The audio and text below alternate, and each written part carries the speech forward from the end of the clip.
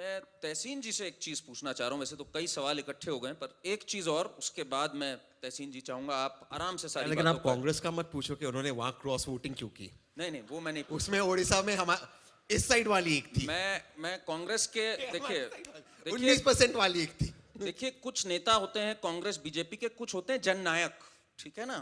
तो जननायक पे तो सवाल बनता है भाई, बनता है कि नहीं बनता है? जननायक पे तो सवाल इनसे नहीं बनता तो किनसे बनता है फिर, है? तो देखिए, जननायक जी का एक बयान आया है कुछ टाइम पहले का ही बयान, मैं पढ़ देता हूं। 4 नवंबर 2025 का है, थोड़ा समय हो गया। औरंगाबाद में, बिहार में ही जब चुनाव रैली चल रही थी, तो इन्होंने कहा, कितने दलित महादलित अंबानी अदानी के यहाँ हैं, कितने ब्यूरोक्रेसी में हैं? 10% लोग हैं जो आर्मी और जुडिशरी को पूरी तरह कंट्रोल कर रहे हैं, बाकी कुछ नहीं। इससे पहले वो मिस वर्ल्ड पूछ चुके हैं, कितने दलित मिस वर्ल्ड बने, कितने दलित मिस इंडिया बने। मिस वर्ल्ड से फिर मिस इंडिया आ गए, उनको समझ में आया वर्ल्ड वाला नहीं है, मिस इंडिया है। तो एक व्यक्ति है जो हर समय कहता है कि अरे मैं एम्स गया, यहां किस जात के डॉक्टर हैं। अरे मीडिया वाले, तुम्हारे मालिक कौन है, तुम्हारे मालिक कितने, तुम लोग में से कितने ब्राह्मण हो, कितने बनिया हो। ये जात पात की विभाजनकारी राजनीति कौन कर रहा है तहसीन जी, ये आप बताइए मुझे। थैंक यू करण। इसमें दो भाग इस सवाल के। Thank you. इस सवाल के दो भाग, दो हिस्से। एक है जब आप कहते हो कि बीजेपी 0 से चालू होती है, 19% एक साइड पे, मुसलमान एक साइड पे, और 81% एक साइड पे है। तो 81% में हमारे दलित ओबीसी भाई बहन नहीं आते। तो जब आते हैं और उनका वोट चाहिए और लेना भी है उनका वोट, तो उनको उस प्रगति में हिस्सा मिलना चाहिए। There is no doubt about it, and मैं उसके लिए अपॉलोजेटिक नहीं होगा। अगर देश प्रगति करता है, हर एक नागरिक, चाहे वो दलित हो, आदिवासी हो, ओबीसी हो, उसका अधिकार बनता है उस बस पे चढ़ना और उस बस पे वो प्रगति के रास्ते पे चलना। इस पर कोई संदेह ना होना चाहिए, कोई डाउट नहीं होना चाहिए, और जिसको डाउट है वो डाउट करता रहे, वो पॉजिटिव एजेंडा है। लेकिन मैं आगे की बात करता हूं, बटेगे तो कटेगे, बटेगे तो कटेगे। मैं तो इसके साथ हूं कि सबको एक रहना चाहिए, लेकिन कौन बांट रहा है? कौन बांट रहा है इस देश को? एक है विपक्ष के नेता, आप लोग कहते हो नहीं जीत सकते चुनाव, जो भी आपके उनके बारे में टिप्पणी आलोचना, और कांग्रेस जीत भी नहीं रही। पिछले 11 साल से इस देश के अंदर भाजपा की सरकार है, और यह माना जाता है कि सबसे मजबूत सरकार है। उसके बाद यूजीसी के इस तरह के गाइडलाइंस आए जहां पर डिस्क्रिमिनेशन होता है। वो क्या राहुल गांधी ने गाइडलाइंस लाए? क्यों वो गाइडलाइंस आए? और जिन्होंने इस गाइडलाइंस का विरोध किया, उनके खिलाफ क्या हुआ? एक पुलिस कंप्लेंट कर दी गई। यहां दादर में हिम्मत नहीं है। यहां दादर में जब राज ठाकरे भाषण देता है, किसको मारने की भाषण देता है? वो हिंदुओं को मारने की बात करता है, मुसलमानों को नहीं मारता है राज ठाकरे। यह सच है या नहीं है? कौन एक्शन लेता है? राज ठाकरे जी पिछले 3 महीने में 3 बार आदरणीय देवेंद्र फडणवीस जी के घर जाकर आए। क्यों एक्शन नहीं लिया? क्यों उनकी सिक्योरिटी विड्रॉ नहीं कर गई? ये राहुल गांधी कर रहे हैं भाई। बांटेंगे तो काटेंगे, महबूबा मुफ्ती भी कर रही है, राहुल गांधी भी कर रहा है, वर्तमान सरकार भी कर रही है, और बाकी सब लोग कर रहे हैं, क्योंकि इसी में सबको फायदा लिखता है। सबको अपना अपना पाई निकालना है। क्या जरूरत थी धर्मेंद्र प्रधान को गाइडलाइंस लाने की? क्या जरूरत थी? कोई भी पॉलिटिकल पार्टी उनके लिए खड़ा नहीं हुआ। ऐसे डिस्क्रिमिनेटरी गाइडलाइंस, सुप्रीम कोर्ट ने एक जजमेंट दिया था SC ST एक्ट के ऊपर। आप लोग हमेशा कांग्रेस को की आलोचना करते हो, कहते हो कांग्रेस ने सुप्रीम कोर्ट का जजमेंट शाहबानू में चेंज कर दिया। करते हो कि नहीं करण? आप मेरे साथ टीवी में करते हो। बिल्कुल करते हैं। ये सुप्रीम कोर्ट का जजमेंट किसने चेंज किया? अच्छा, किसने चेंज किया? नहीं नहीं, बहुत अच्छा, बहुत अच्छी बात। सवाल ये है कि क्या हमें सिर्फ एक पॉलिटिकल पार्टी को, हमारा नैरेटिव है कि उस पॉलिटिकल पार्टी के बारे में गलत कहना है, या हमारा नैरेटिव है देश आगे जाए? अगर देश आगे जाए तो फिर जो इस वक्त पार्टी सत्ता में है वो क्या कर रही है? अगर आपका आरोप है बांग्लादेश में, मैं मानता हूं, और सभी को देखना चाहिए, मोहम्मद यूनुस जैसा एक छिचोरा अगर वो एक देश को चलाता है तो फिर उस देश की क्या हालत होती है। एनजीओ वाले अगर देश को चलाएंगे, वो बांग्लादेश से सीखना चाहिए। लेकिन मेरा दूसरा सवाल है, इतने महीनों तक हिंदू कटे बांग्लादेश के अंदर, क्या की सरकार ने? क्या की सरकार ने? सवाल यह भी उठता है। 4,000 हमारे भारतीय सीरिया के अंदर आज भी काम करते हैं रिफाइनरी में, उनमें से 150 या 200 मुसलमान हैं, बाकी तो इंजीनियर सारे हिंदू हैं। क्या की सरकार ने? सवाल उनसे नहीं पूछे? ये भी सवाल है। मैं एक चीज बोलूंगा, देखिए अब यही फर्क होता है, मैं अगर राष्ट्रवादी सोच बोलूं और दूसरी सोच का, जो इन्होंने सवाल पूछे यूजीसी पे सबने एक स्वर में कहा ना ये चीज गलत है। क्या हम लोगों ने उस समय पार्टी या दल पहले देखा ना, हमने देश का देखते हुए सबने बोला, अलग अलग स्वर में बोला, अलग अलग तरीके से बोला। ये जो सवाल पूछ रहे हैं बांग्लादेशी हिंदुओं के साथ क्या हुआ, बिल्कुल हमारा भी सवाल है और सरकार से हम लोग ऐसे में सवाल पूछते हैं। पर मेरा एक प्रॉब्लम यह है, एक व्यक्ति जो ओपन विभाजनकारी बातें कर रहा हो, उसको 95 चुनाव हारने के बाद भी आपने सर पे बिठा रखा है, जननायक बोलते हो आप कब वो लाओगे हिम्मत कि भैया आप उनकी आलोचना कहो, कहो हटो, तुम देश के लिए ठीक नहीं हो। नेता प्रतिपक्ष ऐसा नहीं होना चाहिए जो बात बात पे कहे तुम्हारी जात क्या है, तुम नॉर्थ से हो, साउथ से हो, तुम जाट हो, नॉन जाट हो। हर राज्य में जाकर वो विभाजनकारी बांटने की राजनीति करता है। आप कब उसके खिलाफ बोलेंगे?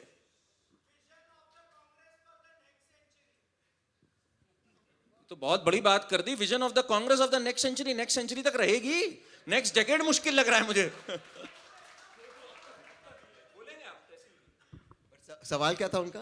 उनका है vision of the Congress of the next century. इतने दूर तक निकल गए वो, सेंचुरी तक। मुझे ये 2030 तक पहुंचना मुश्किल लग रहा है, ये सेंचुरी तक पहुंच गए, तो बड़े ऑप्टिमिस्टिक हैं आपके सपोर्टर। नहीं ठीक है, थैंक यू। नहीं थैंक यू, आपके मुंह में घी शक्कर। Next century. पर क्या विजन देख रहे हैं आप? नहीं देखिए, विजन पॉलिटिकल पार्टी का नहीं, विजन देश का होना चाहिए। और विजन बहुत सिंपल होना चाहिए कि हमें आगे की राजनीति में किस तरह से अभी प्रोग्रेसिव राजनीति करते, जो हमारे देश के अंदर जो डिस्क्रिमिनेशन है और जो रिवर्स डिस्क्रिमिनेशन अब शुरू हुआ हमारे देश में, उसको कैसे निकाले, उस पर बातचीत करना चाहिए। That has to be the vision.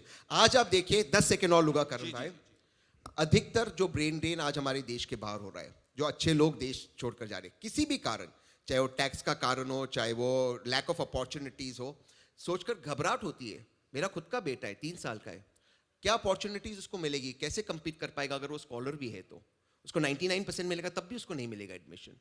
दिक्कत है। और हमें इस देश को आगे ले जाना है। ये अगर डेकेड हमारे हाथ से चला गया, फिर ये डेकेड वापस नहीं आएगा। जब हमारे पास एक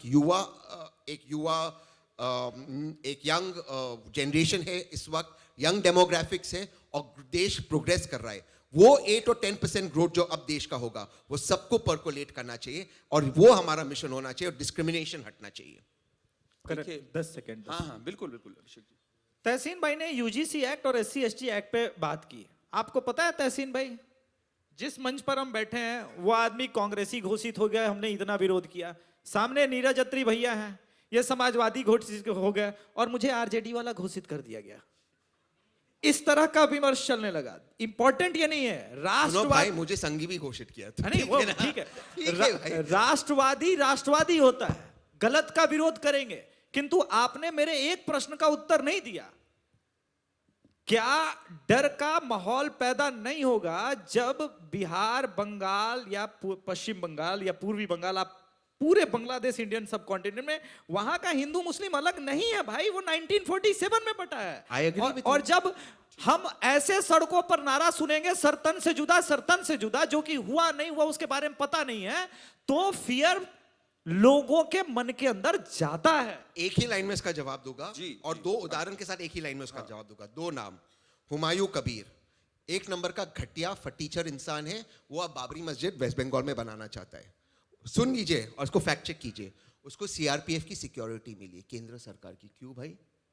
क्यों उसको जेल में, चलो जेल में ममता जी नहीं डाली, वो ध्रुवीकरण चाहती, आपने क्यों उसको सीआरपीएफ की सिक्योरिटी दी? दूसरा, एक सेकंड, सज्जाद नौमानी का आपने नाम लिया, सो कॉल मौलाना सज्जाद नौमानी। जब तक ये मौलाना रहेंगे, बड़े भाई का कुर्ता छोटे भाई का पैजामा पहनकर आके देश को बांटने का काम करेंगे, तब तक ये देश बटेगा। इनके ऊपर एक्शन क्यों नहीं लेती सरकार? मेरे महाराष्ट्र में आते मौलाना सज्जाद नौमानी ने इतनी घटिया बातें की कि उस पर एक्शन नहीं लिया गया। अब इस पे जरा भाऊ से हम थोड़ा ओपिनियन लेते हैं। भाऊ आराम से हम सबकी बातें ध्यान से सुन रहे हैं, तो वो हमारा मार्गदर्शन करेंगे आगे। इस पे आप कैसे देखते हैं भाऊ, जो तहसीन जी ने बात कही कि इन पे एक्शन क्यों नहीं हो रहा या कैसे हो रहा है, आप कैसे देखते हैं इसको? पहली बात तो एक है कि तहसीन जी बिल्कुल सही बोल रहे हैं, लेकिन प्रॉब्लम ये है कि संविधान से देश चलाना पड़ता है, वरना आपके जननायक हाथ में रेड बुक लेकर खड़े हो जाते हैं। वो जननायक है, जनलायक नहीं है, ये प्रॉब्लम है। अब ये कांग्रेस पार्टी का प्रॉब्लम है, लायक चाहिए, नालायक चाहिए, नायक चाहिए, वो अपना अपना तरीका होता है, मैं उसमें नहीं पढ़ूंगा। लेकिन एक बात होती है कि देखो वो जाकर खड़े हो जाते, मुझे बोलने नहीं देते वगैरह वगैरह होता है, हाथ में संविधान लेकर खड़े हो जाते हैं। संविधान क्या है? हमारे बाबा, हमारे देश में एक अजीब बात है, तुम कानून बनाओ, पार्लियामेंट चलाओ, कुछ भी करो, मैं वो कुछ मानूंगा नहीं, क्योंकि बाबा साहब आम्बेडकर ने हमें अधिकार दिया है। अजीब बात है, बाबा साहब आम्बेडकर ने संविधान दिया, उससे पार्लियामेंट बनी है, वो कानून बनाएगी और रूल्स बनाएगी, वो उसका पालन करना चाहिए, वो पालन नहीं करेंगे। वो पालन ना करने का अधिकार हमें किसने दिया है? बाबा साहब आम्बेडकर ने दिया। आपको एक बात बताता हूँ, जब कॉन्स्टिट्यूंट असेंबली चल रही थी तो हिंदू कोड बिल के डिस्प्यूट के कारण बाबा साहब ने रिजाइन कर दिया।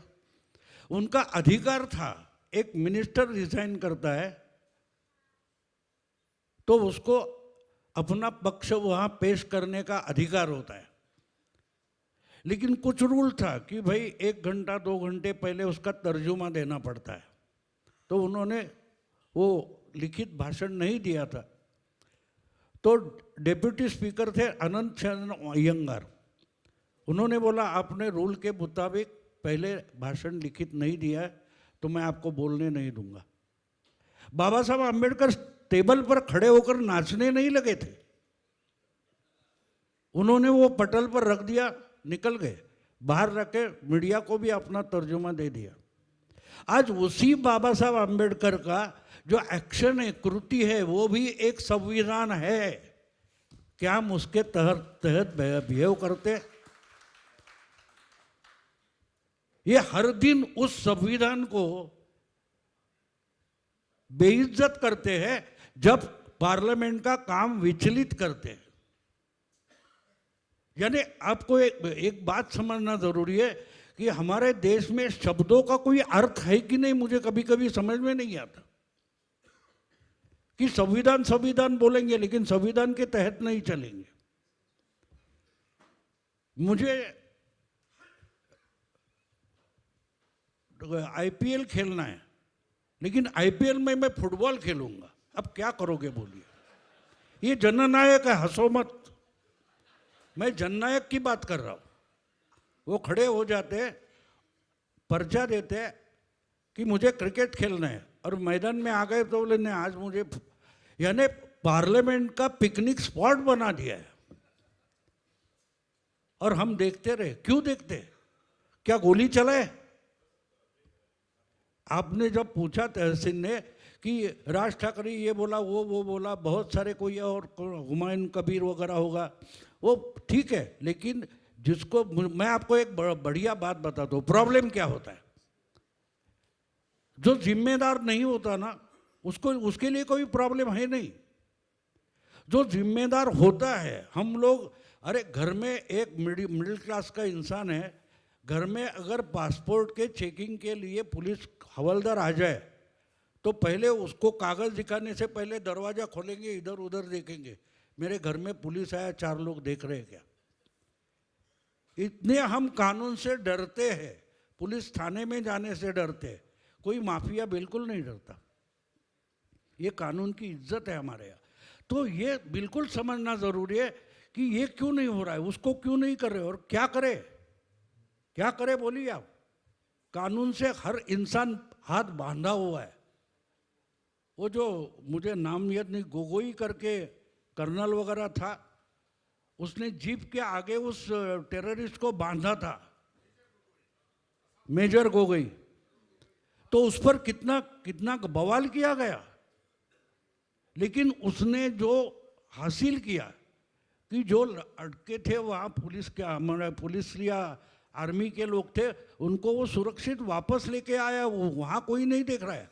सुप्रीम कोर्ट तक चर्चाएं इनह्यूमन है। और अजय माकन हो, पवन खेरा हो वगैरह क्या बोल रहे हैं, ये तो गुंडा है। याद है आपको? हम चुपचाप सहते रहे क्योंकि हम कानून मानते हैं। हम कानून मानते हैं। हम कानून की किताब रेड बुक नहीं दिखाते। हम जननायक है, जननायक नहीं है।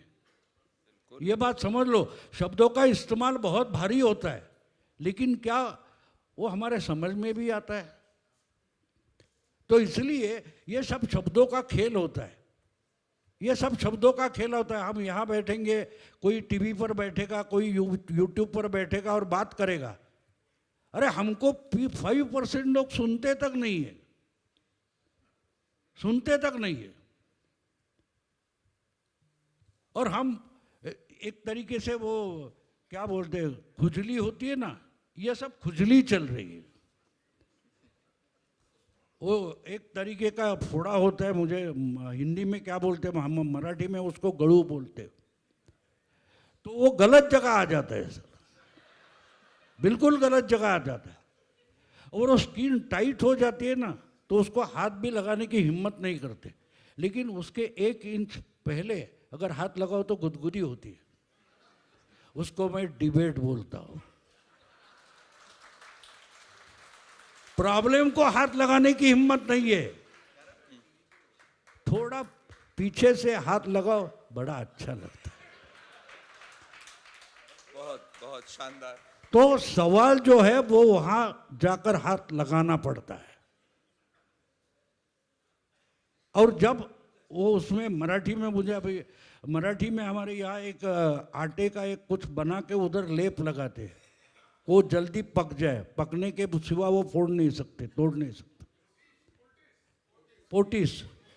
तो वो जो बात होती है ना, तो गवर्नमेंट को पोटिस लगाना पड़ता है। हम बोलते हैं क्या कर रहे हैं, ये दिखाई नहीं देता, एक्शन नहीं लेता। एक बात आपको जाते जाते समझाऊंगा। प्रॉब्लम क्या होता है, जो गवर्नमेंट में होता है, कानून मानता है, कानून नहीं मानता। जब 30 साल पहले की बात है, गोरा खैरनार, शरद पवार मुख्यमंत्री थे और गोरा खैरनार बहुत सारे आरोप करते थे। तो उस वक्त मुंबई, वो डिप्टी कमिश्नर थे मुंबई कॉरपोरेशन के, और शरद काळे करके कमिश्नर थे। उनको किसी पत्रकार ने पूछा, आप ये कुछ भी बोल रहे हो, उन पर एक्शन क्यों नहीं करते? तो उन्होंने बहुत भारी जवाब दिया था कि वो तो कानून तोड़ रहे, बिल्कुल कानून तोड़ रहे, लेकिन उन पर एक्शन लेने के लिए मुझे कानून से ही चलना पड़ता है। ये गवर्नमेंट की लाचारी होती है। वो अगर हम ना समझे तो ना हम संविधान समझते, ना हम प्रजातंत्र समझते, ना हम डेमोक्रेसी समझते। कानून पालने वाला, कानून तोड़ने वाला, उसमें एक बड़ा फर्क होता है। और मेरा ख्याल है प्लेटो का एक कोट है बहुत भारी। उसने कहा है कि सभ्य समाज जो होता है उसको कानून की जरूरत ही नहीं होती। सभ्य समाज को कानून की जरूरत नहीं होती, क्योंकि हर एक दूसरे को तकलीफ ना हो इसकी चिंता करता है। बिल्कुल बहुत। और जो कानून तोड़ने वाला होता है, गुनहगार होता है, उसको कोई प्रॉब्लम नहीं होता है, वो कानून को बगल देके निकल जाता है। तो बताइए, क्या हम सभ्य समाज है? बहुत अच्छा प्रश्न। देखिए, मैं दिल्ली से आता हूं, तो मैंने इस चीज को सामने सामने देखा है कि कानून के जो लोग पालन करते हैं, इस चीज को कैसे कमजोरी बना दिया जाता है। वहां पे करीब 1 साल पहले एक सरकार थी, जानते हैं ना आप, आपदा वाली सरकार थी वहां। तो वो लोग क्या करते थे, बात बात पे सड़क पे उतरे, हो हल्ला किया, उपद्रव मचा दिया बिल्कुल, और कहा देखो देखो पुलिस तो राज्य के पास है, हमारे पास थोड़ी है पुलिस। हम आग लगाएंगे यहाँ, हम हो हल्ला काटेंगे, आपके पास पुलिस है, जिम्मेदारी आपकी है। तो वही हमारे तहसीन जी भी कर रहे हैं, बड़े चतुराई से कह रहे हैं, भाई क्या कर रहे हैं मोदी जी, ये नहीं बताएंगे कि भाई जात पात पे हम लोग आग लगाने की कोशिश कर रहे हैं, नॉर्थ वर्सेस साउथ डिवाइड कर रही है कांग्रेस, मोदी जी क्या कर रहे हैं, मोदी जी क्या कर रहे हैं। तो सच बात यह है, समाज का भी दायित्व है। आप आग लगाओ और फिर कहो देखो बुझ नहीं रही है, अच्छे से नहीं बुझ रही है, अरे और अच्छे से बुझाओ। तो ये नहीं हो सकता, दोहरा मापदंड। उदय जी, आप कैसे देखते हैं इस पूरी चर्चा को? क्या समाज का रोल होता है इस चीज में ताकि विभाजन ना हो ज्यादा, और क्या सरकार का होता है, कितना दोनों को आप दायित्व कैसे मानते हैं? ये जो पहले दो चर्चा हुई है उसके ऊपर 1 मिनट में टिप्पणी कर लूं। तहसीन जी ने बहुत अच्छी बात करी कि इस पे कार्रवाई क्यों नहीं होती, उस पे कार्रवाई क्यों नहीं होती, ये क्यों नहीं होता, वो क्यों नहीं होता। रामायण महाभारत न पढ़ने का यही नतीजा होता है। अगर पढ़ते तो ये सवाल नहीं आता। अरे भैया, शिशुपाल के 100 जब तक अपराध पूरे नहीं होते तब तक उसको गद्दी पे बिठा के रखे थे। 100 पूरे हुए तो अंदर डाल दिए। 100 पूरा होगा तो उसको अंदर डाला जाएगा, आप चिंता मत करो उसकी। ये सरकार है, ये बुलडोजर से भी चलती है, याद रहे। और दूसरे जननायक की बात भाऊ ने भी करी। मैं तो डरता हूं भारतीय राजनीति से। अगर जननायक चला गया तो इस बाजू से उस बाजू जाकर भरी लोकसभा में प्रधानमंत्री को गले कौन लगाएगा? जो कॉलेज के कैंटीन में हम बैठ के सीढ़ियों पे वड़ा पाव खाते थे, उसी तरह संसद को कैंटीन बनाने वाला कहां से आएगा? वहां चाय पीने वाला कहां से आए? और विदेशों में जाके अपने देश की इतनी बेइज्जती करने वाले कहां से आएंगे अगर जननायक चले गए तो? मैं तो कहता हूं जननायक का होना बड़ा जरूरी है, जिसके कारण अब की बार तो 400 पार थे, इसकी बात तो 500 पार हो सकते हैं। तो इसका होना बड़ा जरूरी है। रही बात अब समाज की, देखिए मैं सेफोलॉजिस्ट हूं। मैं दावे के साथ आपको कह सकता हूं 1952 में पहले चुनाव जब हुए थे, 57 में हुए, 62 में हुए, 67 में हुए, 71 जिसके बाद बांग्लादेश का युद्ध हुआ, 77 इमरजेंसी के बाद, फिर 79 जनता पार्टी बिखर गई, उसके बाद 84 इंदिरा जी की अंतिम इच्छा, मेरे बाद मेरा बच्चा, और सॉरी इंदिरा जी की अंतिम इच्छा, बूंद बूंद से देश की रक्षा। उसके बाद 89 और उसके बाद 91 के बाद 94, 96, 99, 2004 एक मौनी सरकार आ गई और फिर 2014 एक नई सुबह आ गई। इतनी सारी सरकारों का आप मेल लगा लीजिए। तहसीन जी, जनता न्याय करती है। 50% सांसद सक्सेसिव पार्लियामेंट में दिखाई नहीं देते, या तो पार्टी टिकट काटती है या लोग घर बिठाते हैं। तो ये मत समझना, the collective wisdom of the people is much stronger than the political narrators like us. Very nice. इस देश का जो कलेक्टिव विजडम है, ये विजडम किसी भी यूरोप के पढ़े लिखे समाज से भी बहुत ज्यादा प्रबुद्ध और बहुत ज्यादा शार्प है, ये मैंने देखा है। अब रही बात गवर्नमेंट क्या करता है इसके ऊपर, भैया 14 साल से देखा नहीं क्या? अतीक अहमद का क्या हुआ? और भी दिखाना है तो जलवे दिखाई देंगे 29 तक। अभी तो चुनाव डिक्लेयर हुए हैं, उसका रिजल्ट जब आएगा तब आपको पता चलेगा कि सरकार इसके ऊपर क्या करती है। थोड़ा सब्र करो भाई, इतनी जल्दी में मत हो जाओ। पिक्चर तो अभी बाकी है, अभी तो इंटरवल हुआ है। एक छोटी सी बात भाई, जिन ने धुरंधर देख ली हो, तो अतीक अहमद का जो रोल जिसने निभाया उसकी आप लोगों ने शक्ल देखी, हूबहू है कि नहीं है? पहले तो ये बताइए भाई। एकदम हूबहू है, बिल्कुल। मुझे लगा उसी को ले आए। और इस पे एक बहुत अच्छी एक पूरे चल रही है नेट पे कि देखिए, जो यशराज फिल्म्स में दिखाए जाते हैं पाकिस्तानी एजेंट्स, वो होते हैं दीपिका पादुकोण जैसे, जो पठान में थी। असलियत में ऐसे दिखते हैं वो, अतीक अहमद जैसे दिखते हैं। तो यही फर्क है असलियत और एक मिनट प्रोपेगेंडा। जरा, मैं पिक्चर की बात निकली है इसके ऊपर, मैं आपसे एक गुजारिश करना चाहूंगा। मैं बर्लिन में था, किसी फाइनेंस कंपनी का सीईओ हुआ करता था एक जमाने में, और एक फाइनेंस की कॉरपोरेशन चल रही थी, प्रेजेंटेशन चल रहे थे, और मैंने तो इंडिया स्टोरी जोर शोर से कही कि भैया इंडिया में ऐसा है वैसा है, आप इन्वेस्ट कीजिए, ये कीजिए, ये सेक्टर इतना जोरों से है, ये डेमोक्रेसी ऐसी है हमारी। तो जब बाहर जाके कॉफी का सेशन चालू हुआ तो 4 यूरोप के बड़े बड़े कंपनियों के मुखिया मेरे पास है, और बोले क्या आप बात करते हो आपके देश की? आपके देश में तो अगर कोई माइनॉरिटी है तो उसको एक क्विज कंपटीशन जीतने का अधिकार नहीं है, आप उसको नकार देते हो। मैं बोला ये क्या हुआ, ये कहां से है? तो बोले फिल्म नहीं देखी स्लम डॉग मिलेनियर? दुर्भाग्यवश मैंने नहीं देखी थी। मैंने बोला नहीं देखी। बोला क्या है वो फिल्म? तो बोले उसमें जो लड़का है वो मुसलमान है, और वो मुसलमान है इसके लिए उसको उस स्पर्धा को जीतने से रोका जाता है। मेरे पास इसका कोई जवाब नहीं था। मैं नीचे देखने लगा। मैं बोला I have to take it because I have not seen the film. मैं जैसे ही वापस आया मैंने वो फिल्म देखी और मैं दंग रह गया कि जमाल मलिक और उसको जीतने नहीं दिया जाता। मैं अस्वस्थ हो गया, क्या हमारा देश ऐसा है? फिर मैंने जिस उपन्यास के ऊपर वो फिल्म बनी है उस उपन्यास को निकाला, उसमें उस बंदे का नाम राम था। आपने उस बंदे का नाम पिक्चर में जमाल कर दिया और उसको ऑस्कर का कमाल हो गया। समझ गए क्या हो रहा है देश में? जी जी जी। 90s में हर दूसरी औरत विश्व सुंदरी बनती थी, हर दूसरी औरत। और जब ये ब्यूटी का मार्केट 10-15 हजार करोड़ का हो गया, तब मानुषी चिल्लर तक 20 साल तक एक भी औरत सुंदर नहीं दिखी इनको। यही है वो डीप स्टेट की चाल। समझ लीजिए उनके कई प्रभाव में आए हुए लोग हमारे साथ भी मौजूद होते हैं। देखिए एक कमाल की बात ये चल रही है, पहले भाऊ ने कहा कि भाई बटेंगे तो कटेंगे में, तो ये तो लगता है विपक्ष के लिए था, ये बट गए आपस में, इन्होंने नहीं सुना। फिर उदय जी पहुंच गए तहसीन जी के ऊपर कि भाई देखिए, नहीं अभिषेक जी ने सबसे पहले कहा कि आप तो अपने 6 एमएलए नहीं संभाल पाए भाई बिहार में, वो क्रॉस वोटिंग करने लग गए, गाड़ी से जा सकते थे 6 तो साथ में, उनको तो साथ रखा ही जा सकता था।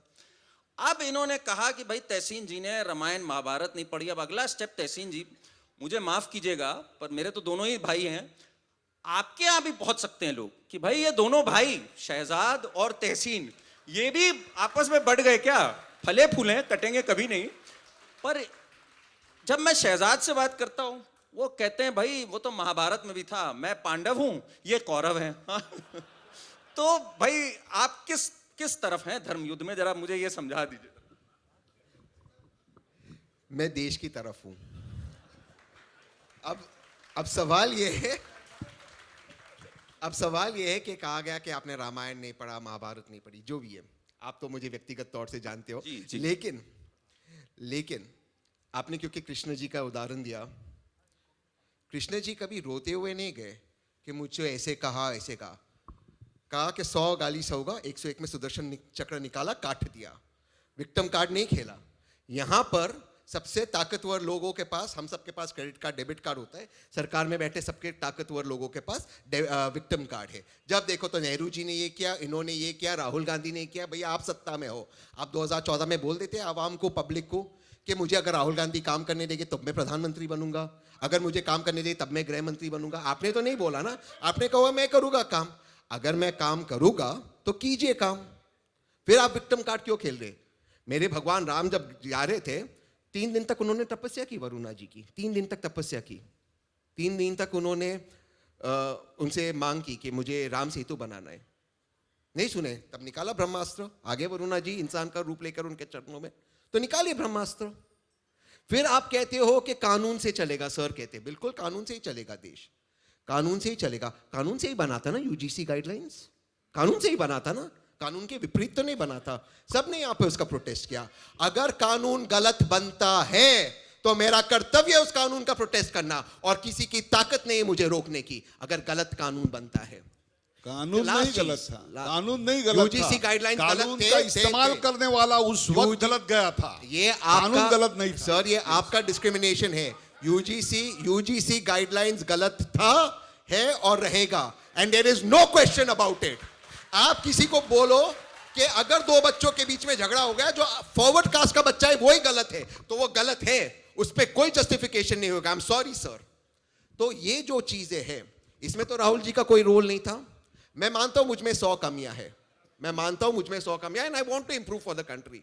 बट ये नहीं हो सकता है कि उन कमियों की वजह से आप काम ना करो। आपने अतीक अहमद का एग्जाम्पल दिया, मैं बहुत खुश हूं, जी। उसका एग्जाम्पल देना ही चाहिए। I am very happy. आदरणीय मुख्यमंत्री ने असेंबली में कहा था मिट्टी में मिलेगा और मिट्टी में मिलाया, बहुत अच्छी बात है, लेकिन बाकी लोग को कब मिलाओगे, कब मिलाओगे?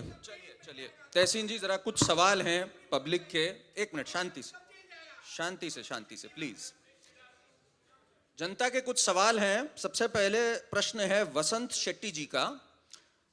ये पूछते हैं, politicians divide Hindu on the basis of caste and religion. When will we end the biggest evil called reservation and now UGC regulation? आप में से कोई भी इसका जवाब दे सकता है? उदय जी, आप देना चाहेंगे? जब तक रिजर्वेशन की हमको आवश्यकता नहीं है, ऐसे रिजर्वेशन का लाभ लेने वाले लोग खुद आके नहीं बताते, तब तक रिजर्वेशन चालू रहना चाहिए। जब वो आके कहेगा कि अब हम इसकी आवश्यकता नहीं है, तब वो अपने आप चला जाएगा। आज भी ऐसे बहुत पिछड़े वर्ग के बच्चे हैं जो ओपन कैटेगरी में कॉम्पीट करके, अच्छे बड़े घर के बच्चों के साथ कॉम्पीट करके कॉम्पिटिटिव स्पेस अपनी खुद की बना रहे हैं। तो ऐसा नहीं है कि इसके आधार पे किसी को रोका जा रहा है, कुछ हो जा रहा है। हमको मालूम नहीं होता अच्छी खबरें क्या है। सुबह के 9 बजे का इंटरव्यू देखने में हम बहुत उलझे हुए हैं। आप में से कितने लोगों ने अलेक्सा को इस्तेमाल किया है? जरा हाथ ऊपर कीजिए। अलेक्सा को सुना तो होगा, अलेक्सा नाम की चीज है। हाँ, ये अलेक्सा को किसने बनाया? अमेज़न नहीं भैया, इसको बनाया धैर्य दंड नाम के एक मराठी बच्चे ने, जिसके पिताजी प्लम्बर का काम करते हैं। तो ये चीजें हमको पता नहीं होती। अगला प्रश्न लेते हैं, सार्थिक पाठक जी का है। ये कहते हैं, अभिषेक जी आप इसका जवाब दे सकते हैं। बीजेपी ने बटेंगे तो कटेंगे का नारा जरूर दिया, पर उनके काल में ही यूजीसी जैसे कानून लाए गए। यूजीसी पे काफी लोगों का वो है, जो समाज को और बांट सकता है जाति के नाम पर। क्या यह विचारधारा केवल शब्दों में ही रह गई है? जाति के बारे में भी जरा, जो जातियों के बीच बांटने की हमेशा से एक राजनीति रही है, और यूजीसी के बारे में आप कैसा सोचते हैं इस पे? देखिए, मैं कॉलेज कैंपस के अंदर, चाहे वो रोहित वेमुला हो या यूजीसी, इसके अंदर मैं मानता नहीं इस तरह के कानून आने चाहिए। क्योंकि हम सब कॉलेज के दौर में गए हैं और हमने आज तक जाति धर्म पंथ पूछ करके न मित्रता की है और न शत्रुता की है, दोनों में बता दो। तो ये एक ऐसी चीज है जिस पर धर्मेंद्र प्रधान से लेकर के नरेंद्र मोदी जी, इन्होंने भी सुप्रीम कोर्ट में जाने दिया है और सुप्रीम कोर्ट में अब वो स्टे है। अब दूसरी बात जो आपने पूछा है उसी क्वेश्चन के अंदर, के बटेंगे तो कटेंगे सिर्फ नारों में है क्या? नहीं, रियलिटी में है। मानिएगा, एक आदमी है उदय स्टैलिन, उसने उदयनिधि स्टैलिन ने कहा इरेडिकेट सनातन धर्म, उसके साथ अलायंस में कांग्रेस खड़ी है। अब इलेक्शन से ठीक पहले उसने नया नारा दिया है, बोला Dravid politics and Islam equal है, एक जैसा है। मेरा इंजीनियर का दिमाग घूम गया। बोला है भाई, ये ग्रेविटी से, लॉ ऑफ ग्रेविटी से ज्यादा खतरनाक थ्योरी आ गई है देश में। हैं? फ्लैट अर्थ सोसाइटी वाले अब बात करेंगे क्या? ऐसे ये क्या बात हो गई यार? ये दोनों एक कैसे हो सकते हैं? द्रविड़ का मतलब क्या है, हमको ये समझना पड़ेगा। दूसरी बात, करण भाई 10 सेकंड और, डिवीजन ये है कि आपने द्रविड़ इस्लाम को तो एक किया, उसमें क्रिश्चियनिटी और हिंदुज्म को अलग कर दिया। सब तमिलनाडु के अंदर है। इसलिए मैं ये नहीं मानता, भारत की जो डेमोग्राफी है ना, वो सिर्फ भारत के संदर्भ में मैं कभी देखता ही नहीं हूं। वो पूरा इंडियन सबकॉन्टिनेंट है और एक कंसिस्टेंट प्रयोग हो रहा है कि भारत को डिवाइड तो करना है। ऐसे थोड़ी ना जेएनयू में नारे लगे थे, अंतिम धक्का और दो, भारत तेरे टुकड़े होंगे इंशाल्लाह इंशाल्लाह। ये तो है।